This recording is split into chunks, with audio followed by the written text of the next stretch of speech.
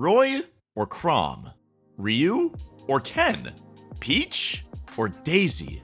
Whether you need help deciding which one to pick up, or you're just looking to educate yourself on the matchup, knowing the differences between a character and their Echo Fighter is crucial.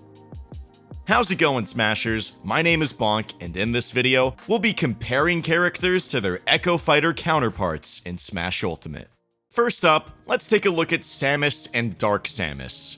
In terms of concrete advantages Samus has over Dark Samus, you'd be hard-pressed to find anything meaningful at first glance. There are a couple of things, however. Samus's hurt boxes are better during a handful of animations, owing to her ability to transform into a morph ball during her double jump and rolls, making her slightly more evasive during those animations. She also possesses a slightly larger, more centered shield, which makes her a bit more difficult to shield poke. So what does Dark Samus have?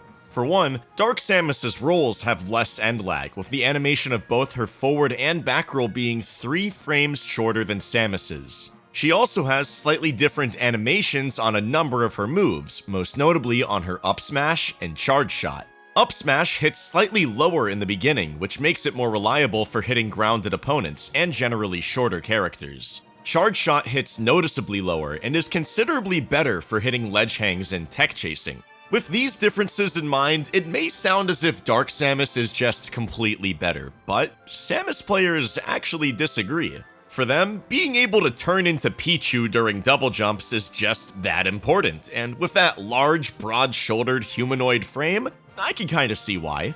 For the most part, it seems like Samus's most prolific representatives prefer the original Bounty Hunter, with players like Quick and Joker almost exclusively playing Samus. That's not to say that Dark Samus doesn't have her own fans, and she still sees some love from players such as YB, Siski, and Headshot.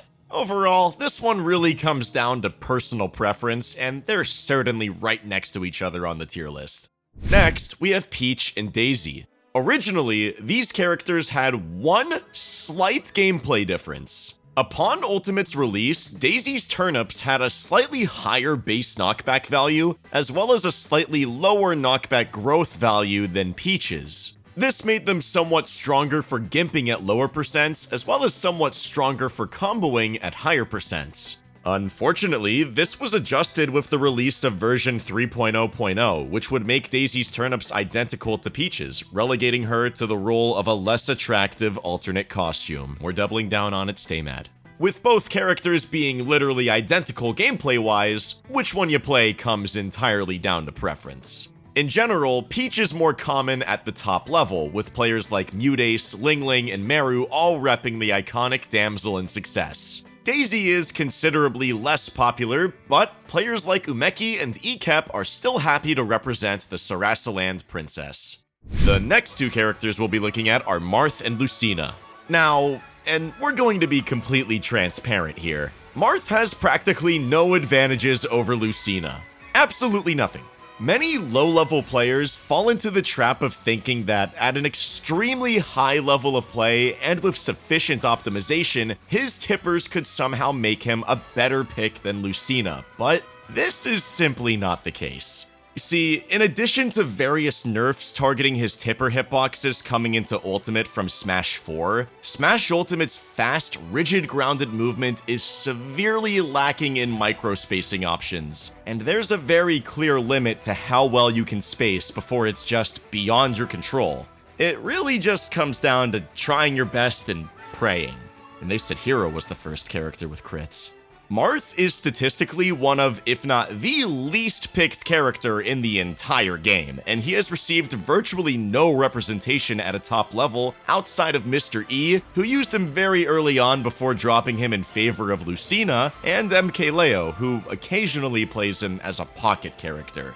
Lucina, on the other hand, is significantly more common, and many players such as Proto-Banham, Itsuji, Mr. E, and Lade all perform exceptionally well at events both in and out of their respective regions. When it comes to it, Lucina is certainly a considerably stronger character and is definitely deserving of more consideration than Marth for most competitors. That being said, Shadow Dragon is an immensely better game than Awakening, and if you play Lucina, you have absolutely no taste. We've already covered this one, at least briefly, in our tier list video. Make sure you check those out after this, but we'll recap here for those that missed it. Firstly, the sweet spots on Roy's normals tend to be safer on shield, with moves like down tilt even being as safe as -3. This makes it easier for Roy to get up close and personal, and he's never really concerned with carefully spacing his moves. His jab has a higher knockback angle as well, which, when combined with his back air sweet spot, enables his jab back air kill confirm to work for a noticeably wider percent range. His double-edged dance side special also kills exceptionally early, and he can combo into it from various things, including jab. So what does Chrom have over Roy? Well, his lack of a sour spot makes him better at ledge trapping, as he's more capable of safely covering options like jump and ledge hang. He's also slightly better with air-to-airs and is able to space himself in neutral more effectively. His recovery is generally worse, with his up special having slower startup and no rising hitbox, but many players overstate just how significant this shortcoming is. A good Chrom player will be able to space Soaring Slash in such a way that it won't be a completely free edgeguard, and air dodging to ledge is a deceptively powerful option for Chrom and other characters like him.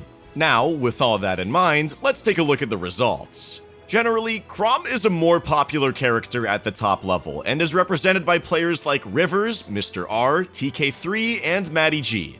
Roy is similarly popular, but to a slightly lesser extent, and sees a majority of his results coming from players such as Goblin and Cola. Ultimately, these characters are right next to each other on the tier list, and which one you pick will mostly come down to preference. The next characters we have are Pit and Dark Pit. Pit has two potential advantages over Dark Pit. The arrows he fires with his neutral special are generally better for edgeguarding as they travel slower and are more easily controlled, and his upper dash arm has a vertical knockback angle, which allows it to kill earlier from center stage. Dark Pit's arrows are less receptive to control, but travel faster and hit considerably harder, which makes them a much more effective zoning tool, and makes them generally more threatening as an extension of his pressure, greatly contributing to the cohesion of his overall kit. Additionally, his side special, Electroshock Arm, launches opponents at a primarily horizontal angle, and can kill significantly earlier than Pit's when near the ledge. For the most part, a majority of Pit players will use both Pits as they please, and the characters are realistically right next to each other on the tier list. Dark Pit is probably better, but Smash players think the funny arrow gimps are enough to compensate for the legitimately bad projectile. Both characters play similarly enough that if you can play one, you can play both, so pick whoever you like more. Moving on, we're going to be taking a look at Ryu and Ken. Now, Ryu may not be as popular as he ought to be thanks to the introduction of his shiny new Echo Fighter Ken, but that does not mean he doesn't have sauce. For one, his better fireballs and larger, safer aerials give him a considerably stronger neutral than Ken. His combos are similarly strong as well, and his grounded kill confirms are capable of killing significantly earlier owing to the incredibly strong sweet spot on his grounded true Shoryuken.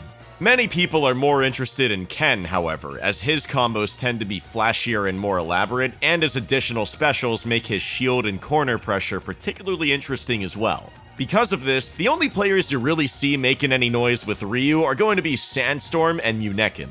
Ken, however, has a number of top representatives, including players like Takara, Vendetta, F-Sharp, and Venom.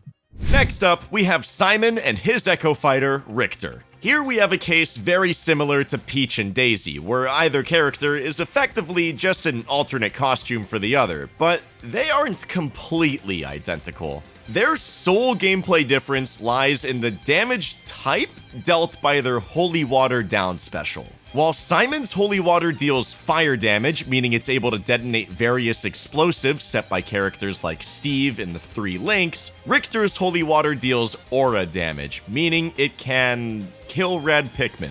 That's it. All in all, this makes virtually no difference in viability between the two characters, and they effectively occupy the same spot on the tier list. Even with that being said, there's still a very clear preference for Richter amongst most players, and Richter has definitely seen much more representation at a top level, with players like Shuton and T3 Dom being some of the most successful Belmonts. For this one, we'd say pick whoever you think looks the coolest.